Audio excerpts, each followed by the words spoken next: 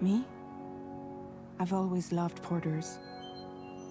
Through freezing rain and biting wind, across rivers, mountains, and endless deserts, they come to deliver something priceless, a glimpse of a life I've never known. They're my window, my sole connection to the outside world. And I know they'll be back again, today. Minus 61. Have I ever really loved someone? Do I deserve what I've got? Now the great system's turned into traps and the fears switching sides. I own $1 million worth of stock, but I still won't sleep at night. What is it that I've become? Minus 61. Now the water level rises high in my cold paradise, where men sit in circles and talk numbers I never really liked.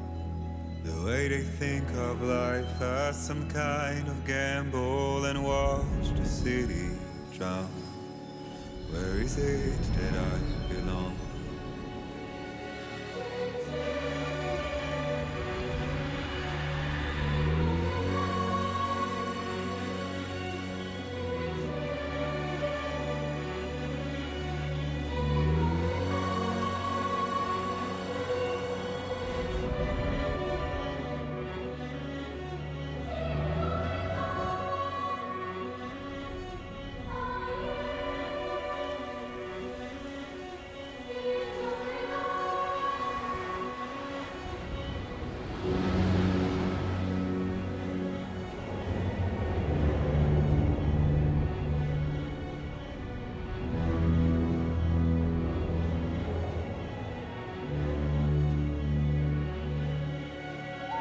Minus 61. Now the wind cuts the leaves like a knife, and the sun's out of sight. I see the world they build to lose at the trial, what is left and what is right. I made the worst mistake one can make, pretending and playing blind. What is it I'm trying to find? Okay, time to head home.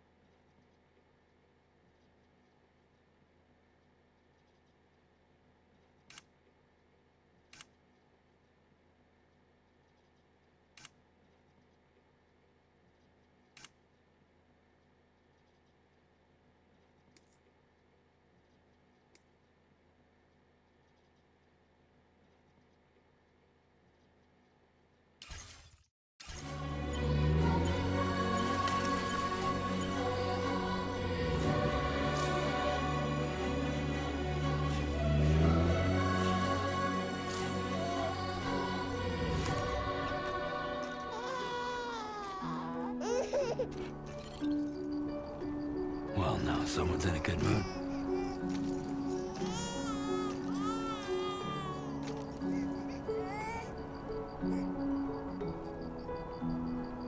Let's go home and get you fed.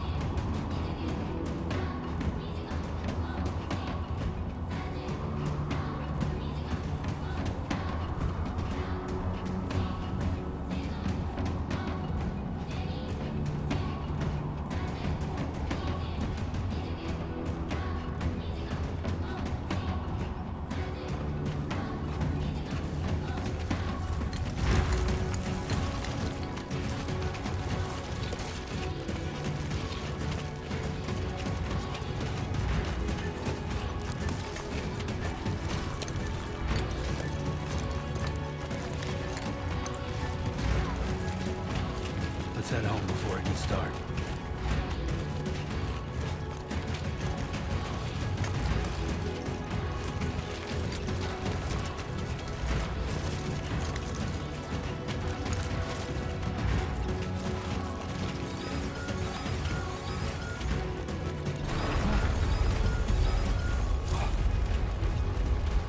I feel that. Pretty damn shaky. Oh shit.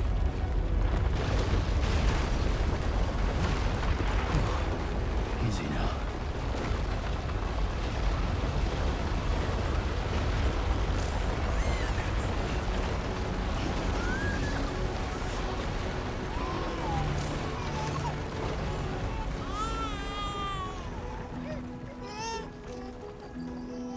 Okay, you're all right.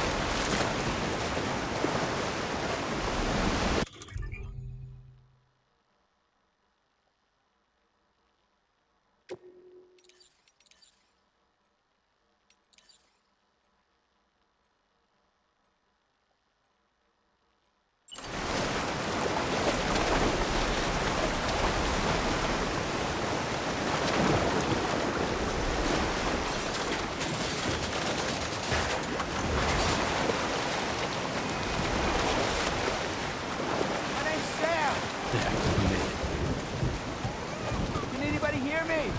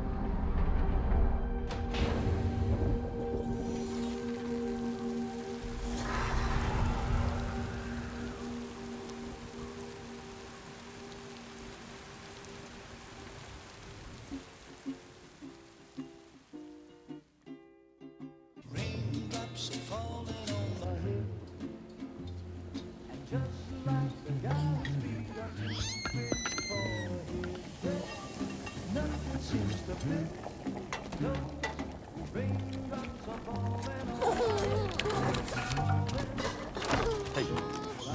Not bad, little Porter. Not bad at all.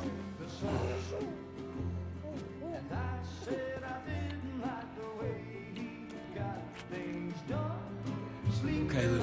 Time for some nom-noms.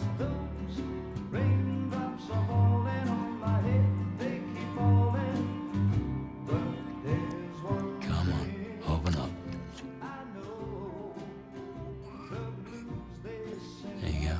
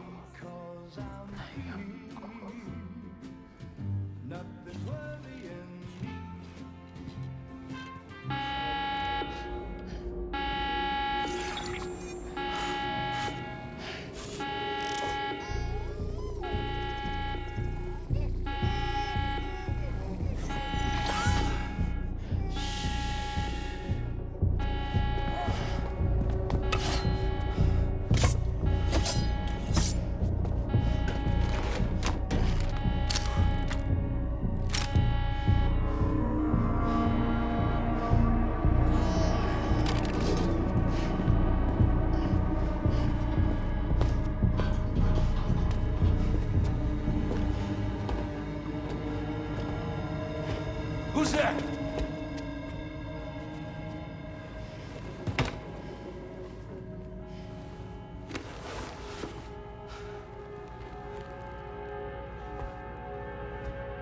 Who are you?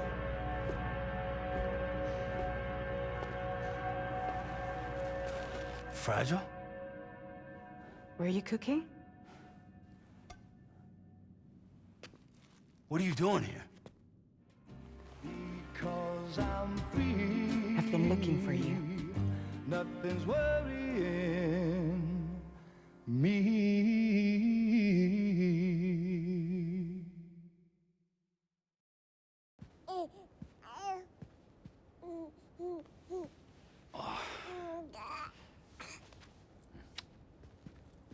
Wow.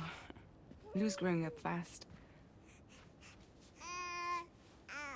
You two look good. Like a happy family. Here's a gift. The finest Carol printed diapers.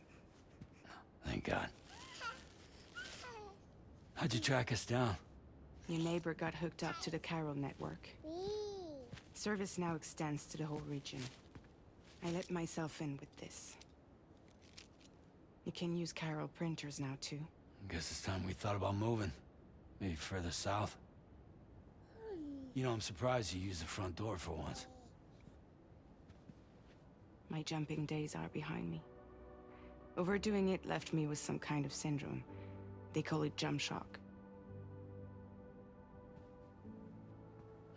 You care for a drink? Thank you, but no. I should get straight to the point. Business, huh? I mean, for a moment there, I thought maybe you wanted to catch up. I have a job for you. Take it, and that whole mess over how you left bridges will be wiped from the record. You won't have to live in hiding anymore. What about Lou? That's a little more complicated. We're talking about a bridges asset. You'll have to work it out. Sam, you brought America together. Helped it be reborn as the UCA.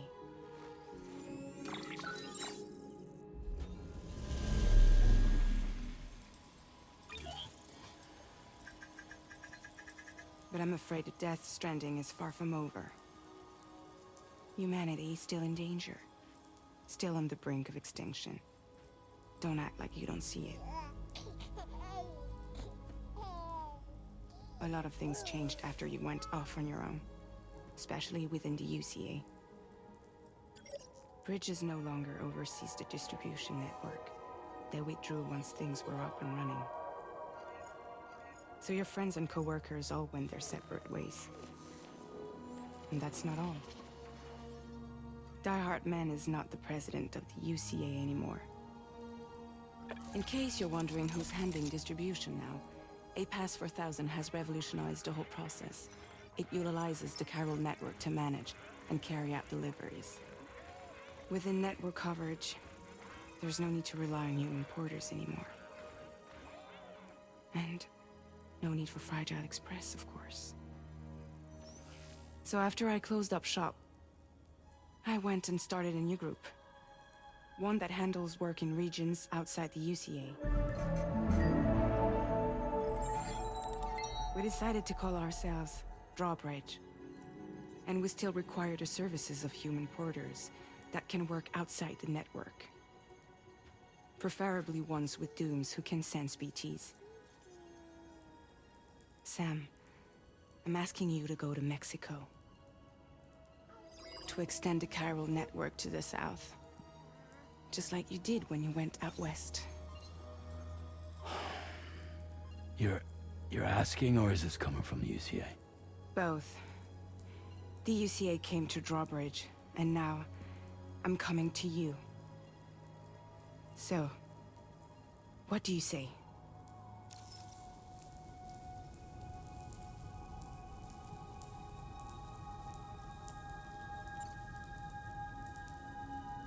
Seriously, why me? There are several reasons I thought of you for this job. Deadman, for one. He's currently working at a lab in southern Mexico. I don't know the details, but the research they're conducting there is important. Very important. And there are certain things he'd like to tell you in person.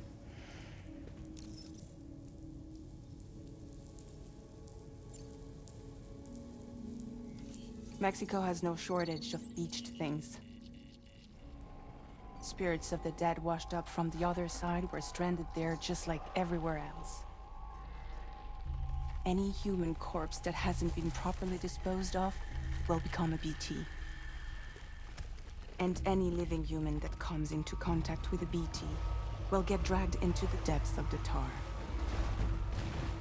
Giant BTs can and will emerge from the tar as well.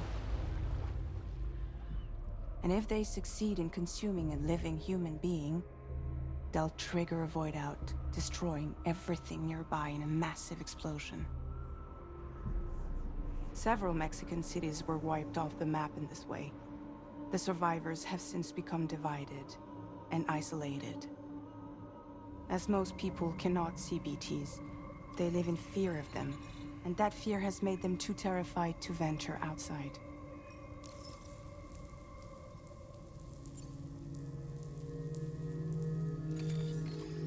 chiralium contamination is severe. Some areas have it worse than anything you experienced back in the UCA. The timefall storms are growing more intense as well. And, as you can imagine, everything in their path is subject to temporal acceleration. Objects and structures degrade rapidly, while animals and humans grow old and frail in the blink of an eye. Timefall often precedes the appearance of BTs there too. So you should do everything you can to stay out of it as much as possible. There are many other dangers, though. The rivers can flood in an instant, and earthquakes happen daily.